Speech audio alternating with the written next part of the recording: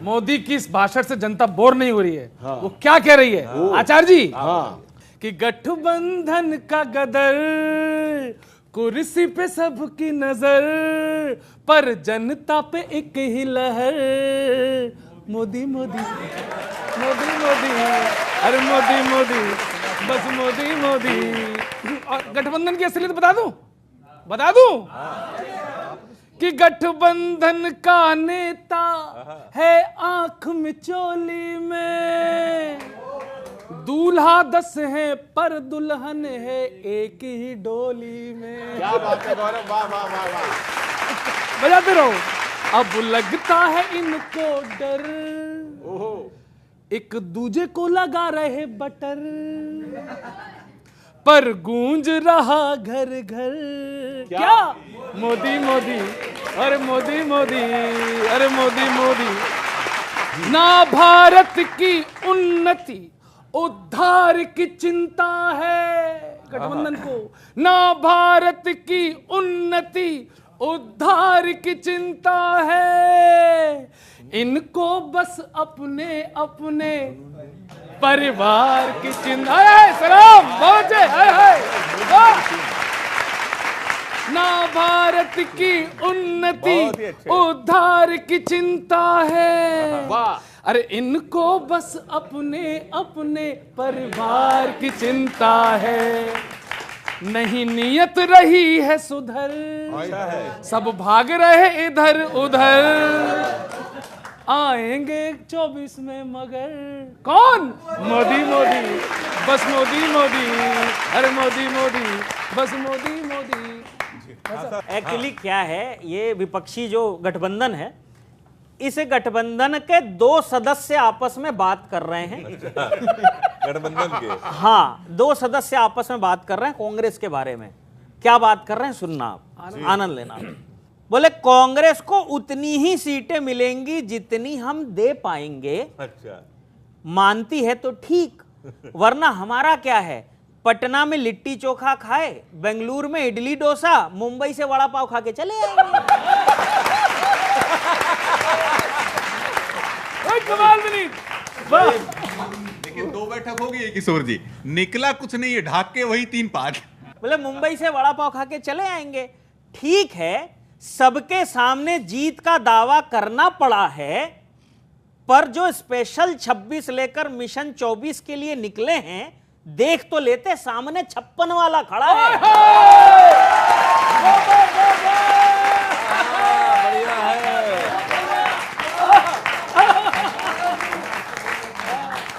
देख तो लेते, सामने 56 वाला खड़ा है।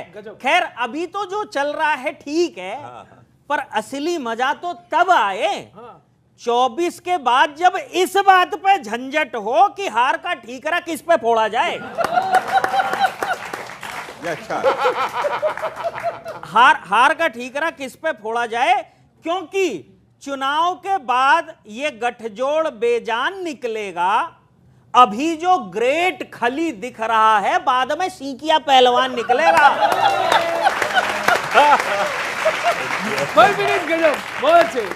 बाद में सीकिया पहलवान निकलेगा, और अंतिम पंक्ति लॉजिकल लग जाए तो समर्थन करना। सीकिया पहलवान निकलेगा। बटन दबाने से पहले वोटर ये सोचते हुए ईवीएम देखने लगेगा कि कट्टे का नाम तोप रख दो तो वो गोला थोड़ी फेंकने लगेगा। बहुत बहुत धन्यवाद, बहुत धन्यवाद। बहुत कमाल कर दिया, कमाल। अंत में तो कमाल ही। कट्टे का नाम तो रख दो। देखिए बहुत हमले हो गए हैं, और ख़ास तौर से मैं गौरव चौहान और अपने पांडे जी के लिए कहना चाहूँगा, आप तो ऐसे ना थे। हो गए सर, क्या करें, हम भी ऐसे नहीं है।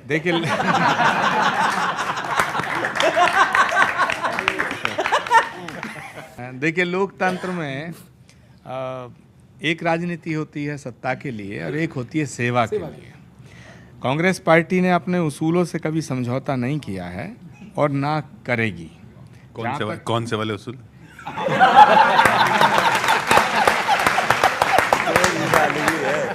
जहाँ तक सबके हमले और ख़ास तौर से बीजेपी वालों के हमले राहुल गांधी पे होते ही हैं। मैं राहुल गांधी जी को जितना समझ पाया हूं, उनकी तरफ से 4 पंक्तियां निवेदित कर रहा हूं। समझ गए उनको? ये बड़ी बात है। खैर, ईमानदारी से सब युवा साथियों का साथ चाहूंगा और आपका भी। जी स्वागत है। अब मुझे लगता है कि हमारे दिनेश जी और हमारे रघुवंशी जी हमारे साथ हैं, और दिल से आप भी हमारे साथ हैं। भ्रष्टाचार के विरुद्ध लड़ाई में लोकतंत्र बचाने निकला हूं, सत्य को शस्त्र बना करके जनता से गुहार लगाने निकला हूं। और मैं चाहूंगा यादव जी आपका भी समर्थन इस पे कि जनता से गुहार लगाने निकला हूं, वो जितना भी वार करें मुझ पर, मोहब्बत की ढाल बना के निकला हूं। और मैं लहू हूं इंदिरा गांधी का, सपने साकार कराने निकला हूं। नफरत की इस जंग में प्यार की अलख जगाने निकला हूं।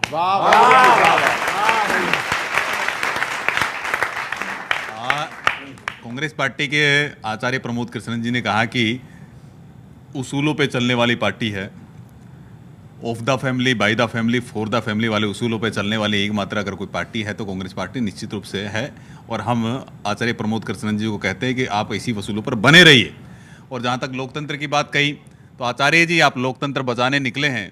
वो चित्कार, वो चीख अधीर रंजन चौधरी जी की आपको सुनाई नहीं दी कि उन्होंने कहा कि कार्यकर्ताओं को मारा जा रहा है, लहू लुहान बहाया जा रहा है। उस लोकतंत्र की हत्यारी को आप वहाँ बैठक में बुलाते हैं, गठबंधन करते हैं सत्ता के लिए। ये परिवारवाद और वंशवाद का ये गठबंधन है। किशोर जी, मैं बताता हूँ, मैं राष्ट्रीय स्वयंसेवक संघ का एक स्वयंसेवक हूँ, पार्टी का कार्यकर्ता हूँ। पार्टी के एक शीर्ष पद तक मैं जा सकता हूँ और मेरे परिवार का कोई व्यक्ति इस राजनीति में नहीं आया था।